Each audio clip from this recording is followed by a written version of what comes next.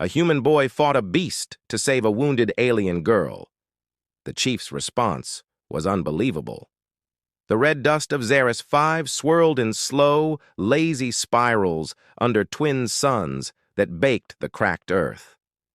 Miles stood alone at the edge of the dry riverbed, his boots sinking slightly into the rust-colored soil. He was just 16, small for his age, with messy brown hair and eyes that always seemed too wide, too alert.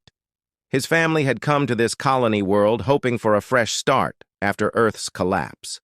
But Xeris 5 was harsh, unforgiving, and full of things that did not welcome humans. He had been out gathering scrap metal near the old mining ridge when he heard it. A low, broken cry unlike anything he had ever heard before. It was not human, not animal, but something in between, soft and sharp, like glass singing. He followed the sound past jagged rocks and through a narrow canyon until he saw her. She lay curled beneath a twisted metal overhang, her body shimmering faintly like oil on water. Her skin was the color of deep violet, with silver markings that pulsed gently along her arms and neck. She had 4 slender fingers and eyes so large they seemed to swallow the light. One of her legs was bent at a wrong angle, blood, dark and iridescent, pooling beneath her. She clutched a small, glowing device to her chest, her breath coming in shallow gasps. Miles froze. He knew the stories. The Xerians were not supposed to be here. The humans had signed a treaty with the Galactic Council agreeing to stay in their sector. Yet here she was, alone and hurt. Before he could decide what to do, a deep, guttural roar echoed from the canyon mouth. A scarn. The beast was massive, its hide like black stone, its 6 legs ending in claws that scraped sparks from the rock. Its eyes glowed yellow, and it sniffed the air hungrily. It had caught the scent of blood and weakness. Miles knew the scarns tore through human patrols like paper. He had seen the remains. The alien girl lifted her head, her eyes locking onto his. There was no fear in them, only a quiet plea. Miles did not think. He grabbed the only thing he had, a rusted metal pipe from his satchel, and stepped between her and the beast. The scarn charged. Miles swung the pipe as hard as he could. It clanged against the creature's shoulder, but barely slowed it. The beast swiped and Miles rolled, dodging just in time. Pain shot through his ribs as he hit the ground, but he scrambled up again. He threw rocks, he shouted, he waved his arms, anything to draw its attention away from her. Again and again the scarn struck. Miles bled from his arm, from his lip, but he kept moving, kept fighting. He remembered his father's words. Courage is not the absence of fear, it's action despite it. So he acted. On the 4th lunge, Miles jammed the pipe into the scarn's open mouth. The beast howled, thrashing. Miles used the moment to drag the alien girl behind a boulder, shielding her with his own body. The scarn circled, growling, but something in Miles' stance, the raw stubbornness of a boy who refused to run, made it hesitate. Then came the hum.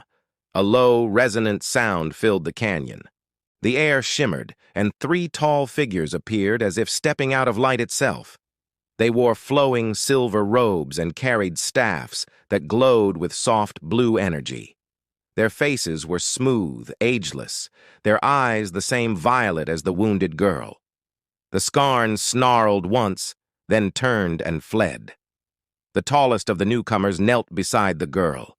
He placed a hand on her forehead, and she sighed, relief washing over her features. Then the figure stood and turned to Miles. "You are human," the being said, his voice like wind through crystal. Miles nodded, unable to speak. "You stood against a scarn to protect one of ours. Why?" Miles swallowed. "Because she was hurt. Because no one else would." The alien studied him for a long moment. Then he gestured, and 2 others lifted the girl gently. She reached out her hand toward Miles, and he took it for just a second. Her skin was cool and smooth like riverstone. "Come with us," the leader said. Miles hesitated. His parents would worry. The colony rules forbade contact, but something in the alien's eyes told him this was not a request. They walked through a shimmering portal that opened in the canyon wall. On the other side was a city of light, towers spiraling into a lavender sky, bridges of pure energy connecting them. The air smelled like rain and something sweet, like blooming stars. They brought him to a great hall where beings of many shapes and colors gathered. At the center sat an older female alien, her silver hair braided with tiny glowing beads. Her eyes held galaxies. "This is Chief Lara," the leader said, bowing slightly. Chief Lara looked at Miles, not with suspicion, but with deep curiosity.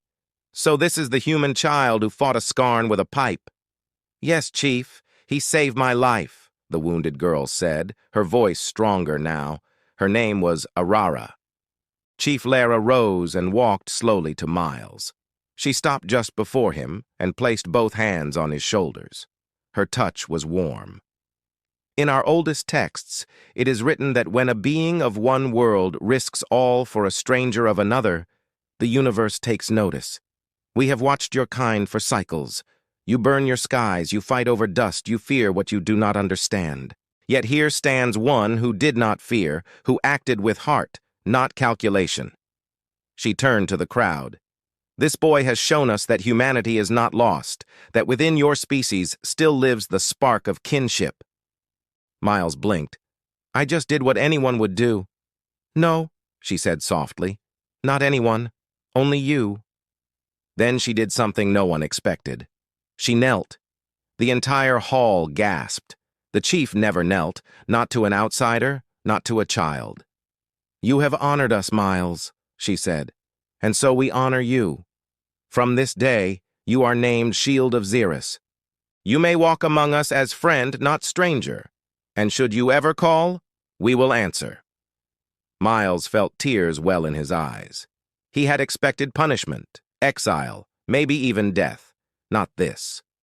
Arara limped forward and handed him a small pendant shaped like a spiral. It glowed faintly in his palm. "Wear this," she said. "It will always lead you home." As the ceremony ended and the crowd parted, Miles stood alone for a moment, looking at the pendant. He thought of his parents waiting back in the dusty colony of New Hope.